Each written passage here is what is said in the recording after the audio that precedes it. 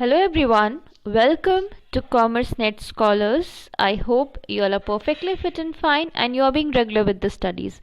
आज की वीडियो में जो टॉपिक हम डिस्कस करेंगे that is financial instruments. I have already discussed with you that considering the financial markets we have two broad categories of the markets that is money market and capital market. Now whatever instruments are being traded in these two respected markets that we'll be discussing today कि money market के अंदर कौन से instruments आते हैं जो कि एक शॉर्ट टर्म के लिए होते हैं, basically that have a maturity period of up to 1 year, और कैपिटल मार्केट में कौन कौन से इंस्ट्रूमेंट्स आते हैं जिनका maturity period more than 1 year होता है. All that will discuss today. So let's start with today's video without wasting time. But before starting, as you all know, don't forget to subscribe the channel if you are new to the channel. Watch the video till the end. Do give it a like if you really like the video and share it with your friends as much as possible. Let's proceed with financial instrument. सबसे पहले meaning समझ लेते हैं financial instruments का. The written legal obligation of one party to transfer something of value, usually money, to another party at some future date under certain conditions.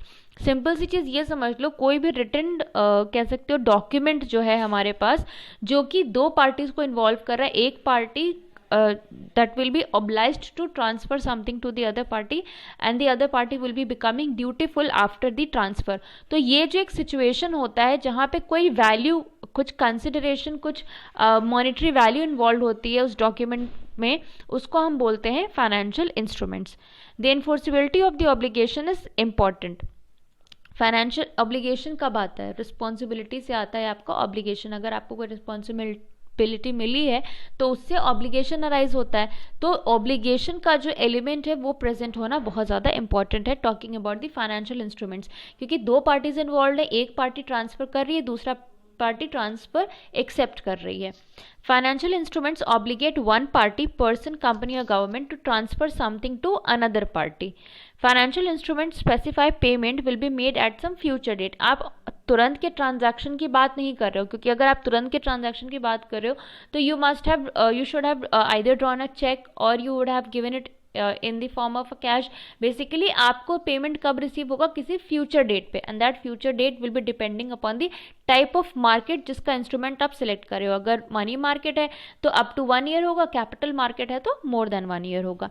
Financial instrument specify certain conditions under which a payment will be made. और साथ ही साथ कुछ conditions भी mentioned होती हैं कि किस condition के अंदर आपको पेमेंट मिलेगा. फाइनेंशियल इंस्ट्रूमेंट्स के बात मीनिंग समझने के बाद अब हम समझते हैं basically the different classifications that financial instruments have. तो जैसे कि फाइनेंशियल मार्केट्स के दो ब्रॉड क्लासिफिकेशंस थे, मैंने आपको स्टार्टिंग में ही बताया, तो इसी तरह से इंस्ट्रूमेंट्स के भी दो क्लासिफिकेशंस होंगे, मेन मनी मार्केट इंस्ट्रूमेंट्स और कैपिटल मार्केट इंस्ट्रूमेंट्स. और उसके बाद जो थर्ड क्लासिफिकेशन आएगा वो आएगा हाइब्रिड इंस्ट्रूमेंट्स का, जो कि कुछ some features will be of money market and some features will be of capital market. Money market instruments की अगर हम बात करें तो सबसे पहले आता है हमारा कॉल और notice money, treasury bills, term money, certificate of deposits and commercial papers.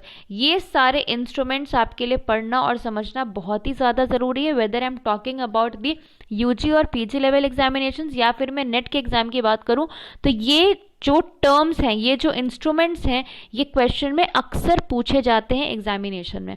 Capital markets की बात करें तो इक्विटी शेयर्स आएगा आपका, जो नॉर्मल शेयर्स का इन्वेस्टमेंट होता है.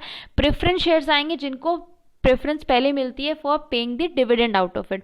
उसके बाद आएगा डिबेंचर्स, बेसिकली द डेप्ट that is being created and then you will have the bonds. तो ये सारे इंस्ट्रूमेंट्स हैं हमारे कैपिटल मार्केट के जिनका मेच्योरिटी मोर देन 1 ईयर का होता है. और उसके बाद हाइब्रिड इंस्ट्रूमेंट्स में आते हैं हमारे वारंट्स या फिर कन्वर्टेबल डिबेंचर्स. कन्वर्टेबल डिबेंचर्स वो होंगे जो कि शेयर्स में कन्वर्ट हो जाएंगे. पहले जो हमारे लिए डेप्ट या ऑब्लिगेशन था, अब वो उस बेसिस पे हमें किसी को कुछ रिटर्न्स पे ऑफ करना होगा. So these are the 3 broad classifications of financial instruments. आज हम डिस्कस कर लेते हैं मनी मार्केट के इंस्ट्रूमेंट्स. तो सारे डिस्कस करते हैं. सबसे पहला है हमारा कॉल और notice money. Call money refers to day-to-day fund requirements of banks. When a bank faces cash crunch, it borrows from other bank that has surplus and excess funds for a period of 1 day to 14 days. तो basically जब हम call money की बात कर रहे हैं तो 1 दिन से 14 दिन के टाइम पीरियड के लिए जब एक बैंक दूसरे बैंक से पैसा बोरो करता है, उस मनी को बोलते हैं हम कॉल मनी, जो कि 14 days 1 day to 14 days of time period के लिए पैसा लिया जाता है by one bank from the other bank.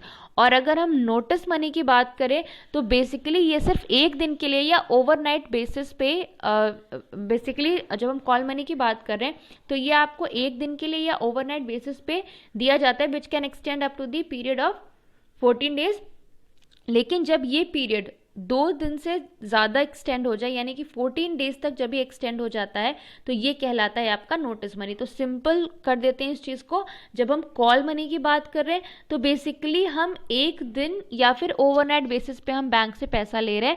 लेकिन जब हम 2 दिन या 2 दिन से लेकर के 14 दिन का टाइम पीरियड में अगर हम पैसा लेते हैं तो वो प्रिसाइजली हो जाता है हमारा नोटिस मनी। तो ये एक माइन्यूट डिफरेंस है। जनरली कॉल मनी को हम जब कंसिडर करते हैं तो 1 डे टू 14 डेज का टाइम पीरियड रखते हैं, लेकिन दोनों में एक प्रिसाइज डेफिनेशन है जो कि आपको समझना जरूरी है। आई होप इससे आपको क्लियर हो गया होगा। Next is term money. Term money की जब हम बात करें तो it will have a maturity from 15 days to 1 year.